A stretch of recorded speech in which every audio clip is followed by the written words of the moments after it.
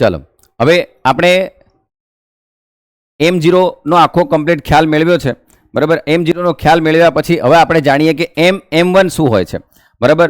તો દેખો M1 એટલે યાદ રાખજો કે અહીંયા તમે દેખો તો M1 એટલે શું છે? Currency with public, coin and currency with public, demand deposit બરાબર। પછી એના સિવાય કશું જ નથી કે નહીં મને એમ કહો બરાબર। આમ તો આને આપણે શું કહેશું બોલો? M1 હે ને, આને આપણે શું કહેશું? M1 okay. હવે દેખજો M2 એટલે શું હશે કે coin and currency with public, demand deposit અને શું એડ કરશો આપણે? પોસ્ટ ઓફિસની ડિમાન્ડ ડિપોઝિટ। પણ તમે M3 દેખો, આપણે આનાની જરૂર નથી। આપણે મેન વસ્તુ કોણ છે બેટા? આપણો સમસ્ત મૌદ્રિક સંસાધન એગ્રીગેટ મોનેટરી રિસોર્સ જે છે એ કોણ છે? આપણો M3 RBI એને માને છે। તો એની અંદર શું છે બેટા? કરન્સી વિથ પબ્લિક બોલો, coin and currency with public, demand deposit અને ટાઈમ ડિપોઝિટ। આને આપણે અહીં કવર કરતા નથી। ઓકે ક્લિયર બેટા અહીં સુધી? હા હવે દેખો ઘણીવાર આપણે જાણીએ છીએ કે કેમ પોસ્ટ ઓફિસની ડિમાન્ડ ડિપોઝિટ લેવાય? કારણ કે પોસ્ટ ઓફિસની અંદર કરંટ અકાઉન્ટ હોતું નથી બરાબર। એટલે ત્યાં આપણે ફક્ત કોને ગણવા જઈએ છીએ?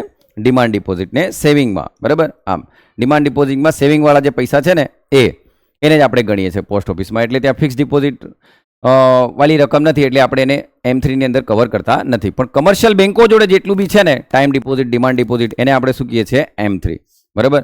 અને એ M3 જે છે ને એ નાણાંનો પ્રવાહ, મની સપ્લાય કેટલો છે માર્કેટમાં એની RBI ને ખબર પડી જાય બરાબર। તો જો એના પછી જો તો હવે આપણે એક વસ્તુ જાણીએ છીએ કે દેખો मान लो कि જ્યારે પહેલી વાર RBI M0 ઇસ્યુ કર્યો છે બરાબર। RBI પહેલી વખત M0 ઇસ્યુ કર્યો બરાબર। હવે દેખો જો હું ટ્રાન્ઝેક્શન એ તમામ ટ્રાન્ઝેક્શન બેંક થ્રુ જ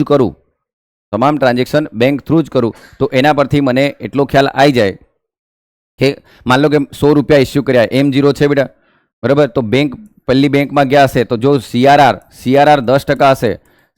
10% હશે તો લોન કેટલી મળશે? 90 અને CRR કેટલો થઈ જશે? 10। જો ફરી એ જ પૈસો જો બેંક થ્રુ બેંકની ચેનલથી જ ટ્રાન્ઝેક્શન થયો હશે તો કેટલો રૂપિયો બીજી બેંકમાં મૂક્યો છે ભાઈએ? 90 બરાબર। તો 90ના 10% કેટલા થશે? 9। તો 9 ક્યાં જતું રહ્યું? CRRમાં બરાબર। તો લોન કેટલી મળશે? 81। પણ એ જ પૈસા ભાઈ ફરી પણ બેંકથી જ ટ્રાન્ઝેક્શન કરશે તો એ 81 રૂપિયા જે છે બરાબર, એ 81 રૂપિયા છે એ ક્યાં જશે? બેંકમાં। અને 81 માંથી 72.9 લોન મળશે અને 8.1 શું થશે? જ્યારે હું આ બધા CRR ને ગણતો જો તો લગભગ 75 થી 74 બેંકોમાં આ જ રીતે જો પૈસો ફરશે ને તો અહીંયા મારી જે છાપેલી જે M0 છે એ મને મળી જશે બરાબર। આમ એનો મતલબ CRR હું દર વખતે 10% મેન્ટેન કરતો જાઉં, 10% જો CRR મેન્ટેન કરતો જાઉં હરેક વખતે હર ટ્રાન્ઝેક્શન પર, અને બેંક થ્રુ જ મેં ટ્રાન્ઝેક્શન કર્યું હોય તો મને અહીંયા M0 100 મળશે। પણ આ જે બેંકની અંદર જે ડિપોઝિટ હશે, અને બેંકની અંદર ડિપોઝિટ હશે, લોકોના હાથમાં જે પૈસો હશે એ કેટલો થઈ જશે? 1000 રૂપિયા। કેટલો થઈ જશે? 1000 બરાબર। એનો મતલબ એવો થયો કે RBI છાપ્યો તો 100 રૂપિયો અને માર્કેટમાં બની કેટલો ગયો બેટા? 1000 બરાબર। એટલે કે મારો મની મલ્ટીપ્લાયર કેટલો છે? 10। મની મલ્ટીપ્લાયર કેટલો બની ગયો? 10 બરાબર। એટલે M3 કેટલો થઈ ગયો? હવે M3 એટલે શું? તો આપણે જાણીએ છીએ M3 એટલે શું બેટા? તમામ કમર્શિયલ બેંકની અંદર શું હોય? કરંટ અકાઉન્ટ અને સેવિંગ અકાઉન્ટ વાળો પૈસો, અને FD વાળો પૈસો, અને રિકરિંગ ડિપોઝિટ વાળો પૈસો, અને કોઈન વિથ કરન્સી બરાબર। પબ્લિકના હાથમાં કેટલી કોઈન એન્ડ કરન્સી છે એ M3 એ કેટલો થઈ ગયો? 1000।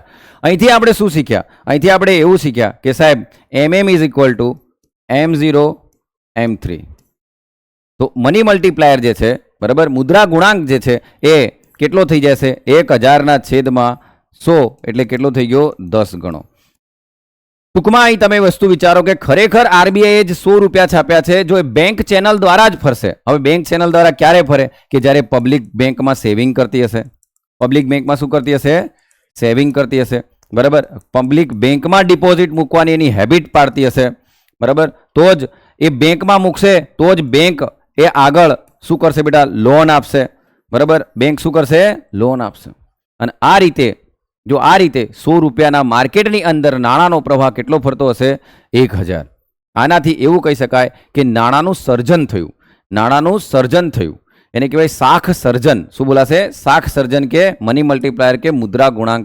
બરાબર. આમ તો આનાથી તમને એટલો ખ્યાલ આવ્યો કે સાહેબ જ્યારે CRR મેં 10% મેન્ટેન કર્યો હતો, બરાબર, ત્યારે મની મલ્ટીપ્લાયર કેટલો થઈ ગયો હતો? CRR 10% મેન્ટેન કર્યો ત્યારે મની મલ્ટીપ્લાયર 10 ગણો થયો હતો કે નહીં? એનો મતલબ CRR અને મની મલ્ટીપ્લાયર 10 ગણો થયો હતો. હવે આ એક વસ્તુ વિચાર લો કે મની મલ્ટીપ્લાયર એ હંમેશા CRR વ્યસ્ત પ્રમાણમાં હશે. જો હું CRR 10%ની જગ્યાએ જો 20% મેન્ટેન કરતો તો મની મલ્ટીપ્લાયર મારો 500 રૂપિયા થઈ જતો. બરાબર. મની મલ્ટીપ્લાયર એટલે ટોટલ M3 કેટલો થતો બેટા? 500 થતો. M3 કેટલો થતો? 500 રૂપિયા. બરાબર. તો મની મલ્ટીપ્લાયર મારો કેટલા ગણો થઈ જતો? 5 ગણો થઈ જતો.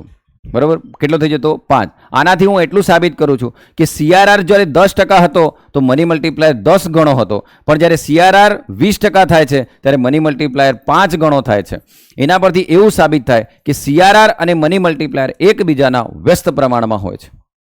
CRR અને મની મલ્ટીપ્લાયર એકબીજાના વ્યસ્ત પ્રમાણમાં હોય છે. એટલે એક વધશે એની સામે બીજો ઘટશે. જો CRR હું વધારી દઉં તો મની મલ્ટીપ્લાયર ઘટે, જો CRR હું ઘટાડી દઉં તો મની મલ્ટીપ્લાયર વધશે. ઓકે, તો દેખ લો. એના પરથી એટલું સાબિત થાય કે માન લો કે હું મની મલ્ટીપ્લાયર બરાબર 1/માં CRR, તો જો હું CRR 10% રાખું બેટા તો 10% એટલે 1/100 થાય. બરાબર હે ને? તો આ ઉડી ગયું તો બેટા છેદનો છેદ ક્યાં આવશે? અંશમાં. તો મારો જે છે એ કેટલો થઈ જશે? 10 ગણો. ઓકે, તો હાલ આપણે આમ દેખવા જઈએ સાહેબ તો મની મલ્ટીપ્લાયર આપણો CRR હમણાં 4% છે. બરાબર. આપણો CRR હમણાં 4% છે. તો 4% લેખે સાહેબ ગણવા જઈએ તો 1/25 છેદનો છેદ અંશમાં જાય તો આપણી રકમ 25 ગણી થવી જોઈએ કે નહીં?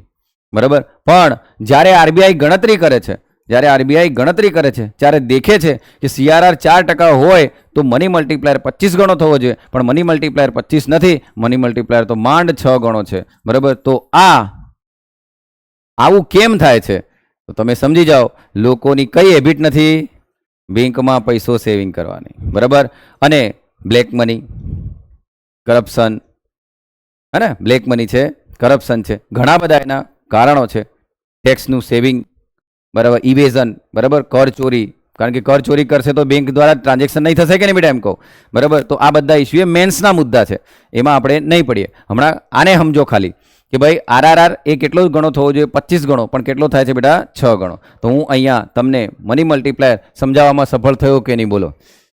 બરાબર. આમ તો દેખ લો બેટા, અહીંયા આપણે દેખીએ છીએ કે જો એક વસ્તુ વિચારો, જો CRR 100% હોય, જો CRR 100% હોય તો મની મલ્ટીપ્લાયર એક જ હોય કે નહીં બેટા? તો હંમેશા CRR હંમેશા કેટલો હોવો જોઈએ બેટા? 100%થી ઓછો હોવો જોઈએ કે નહીં? હે ને? તો જ, નહીં તો ઇકોનોમી કેવી નહીં હશે બેટા? ફંક્શનલ ઇકોનોમી નહીં હશે. ઇકોનોમી કેવી બની જશે બેટા? Non functional. કારણ કે બેંકમાં જેટલો બી પૈસો ગયો એ બધો પૈસો ત્યાંનો ત્યાં જ પડ્યો હશે, તો લોનમાં જશે નહીં, અને લોનમાં જશે નહીં તો પછી ઇકોનોમી કેવી થઈ જાય? નોન ફંક્શનેબલ. બરાબર. આમ એટલે યાદ રાખજો, CRR હંમેશા કેવો હોવો જોઈએ? 100 થી નીચો. બરાબર. આમ અને એક વસ્તુ વિચારો, મની મલ્ટીપ્લાયર 1 હોય તો ઇકોનોમી કામ કરે એમ કહેવાય? ના. મની મલ્ટીપ્લાયર 1 ગણો નહીં હોવો જોઈએ બેટા. એટલે મુદ્રા ગુણાંક હંમેશા 1 કરતાં વધારે હોવો જોઈએ. બોલો કેમ? કારણ કે 1 કરતાં વધારે હશે તો જ તો રકમ વધારે ફરે છે ને માર્કેટમાં, M3. બરાબર. આમ તો હવે તમને જો આ એક વસ્તુ વિચારો, અહીંયા તમે લખશો તો બરાબર શું લખશો બેટા? બોલો. M3/M0 લખશો. તો M3 એ શું છે બેટા? એગ્રીગેટ મોનેટરી સપ્લાય રિસોર્સ, બરાબર, સમસ્ત મૌદ્રિક સંસાધન આપણું. બરાબર. હવે દેખો હું આને સામે ગુણું તો MM/M0 બરાબર M3. હે ને? તો હવે મને એમ કહો બેટા, M3 વધ્યો એનો મતલબ મની મલ્ટીપ્લાયર વધ્યો કે નહીં? M0 વધે તો M3 વધે કે નહીં? કોણ? M0 વધે તો M3 વધે. કઈ રીતે? તો આ M0 ક્યારે વધે બેટા? M0 ક્યારે વધે? જ્યારે RBI ની એસેટ વધે. અને RBI ની એસેટ વધી એટલે આ પ્રૂફ RBI શું વધારવું પડે? એની લાયબિલિટીઝ વધારવી પડે. જેટલી સંપત્તિ છે એટલી જવાબદારી રાખવી પડે ને. આમ હવે તમે મને એમ કહો બેટા, એની એસેટમાં, RBI ની એસેટમાં ગોલ્ડ હતું, રાઈટ? RBI ની એસેટમાં ફોરેન એક્સચેન્જ હતું, બોલો, હે ને? RBI ની એસેટમાં ગવર્મેન્ટ સિક્યુરિટી હતી કે નહીં? તો શું એસેટ સાઇડ જો ગવર્મેન્ટ સિક્યુરિટી વધે તો 100% લાયબિલિટીઝ વધે કે નહીં? હા. તો RBI જો સરકાર RBI ને ગવર્મેન્ટ સિક્યુરિટી આપીને નવા નાણાં છપાવે તો આ પ્રૂફ M0 વધી જશે કે નહીં? અને M0 વધશે તો માર્કેટમાં M3 મની સપ્લાય વધશે કે નહીં? અને માર્કેટમાં M3 મની સપ્લાય વધશે એનો મતલબ શું થઈ ગયું બેટા? ઇન્ફ્લેશન. બરાબર. એટલે હંમેશા સરકાર બજેટરી ડેફિસિટ કે ફિસ્કલ ડેફિસિટ જે રાજકોષીય ખાધ છે એની પૂર્તિ કરવા માટે મોનેટાઇઝિંગ ડેફિસિટ કરશે નહીં. બરાબર. નહીં તો નવો ફુગાવો માર્કેટમાં આવી જશે. એટલે સમજો છો ને બેટા ઇકોનોમીને આમ. એટલે આ વસ્તુ છે બેટા. તો આનાથી તમને એટલો ખ્યાલ આવી ગયો છે. બરાબર. તો તમે જાણો છો કે ઇન્કમ સેવિંગ, બરાબર, કે મની આ ક્યારે વધે બેટા? તો જ્યારે CRR ઇન્ક્રીઝ એન્ડ ડિક્રીઝ થાય તો મની મલ્ટીપ્લાયરને ઇફેક્ટ થાય. બરાબર. ઇન્કમ અને saving of public, banking penetration, financial inclusion, deposit loan activity, આ બધું વધારશો તો આ પ્રૂફ કોણ વધશે બેટા? Money multiplier. બરાબર. તો દેખો ડિપોઝિટ લોનની એક્ટિવિટી, બરાબર. કારણ કે દેખો એક વસ્તુ વિચારો, માણસ સેવિંગ કરશે તો જ લોન મળશે ને ભાઈ. બરાબર. આમ તો જ એ વસ્તુ થશે આપણી. બરાબર. હમણાં આપણે કેટલા સુધી ચાલી રહ્યા છે બેટા? માંડ 5.6 કે 6 જણું. બરાબર. તો વિચારો થવું જોઈએ કેટલું બેટા? 25. તો એની બધી કઈ ખામીઓ છે એ મેન્સનો પોઈન્ટ છે, એનામાં હું હમણાં નહીં સમજાવતો. ક્લિયર બેટા? તો બોલો હું મની મલ્ટીપ્લાયર સમજાવવામાં સફળ થયો કે નહીં? એટલું જ.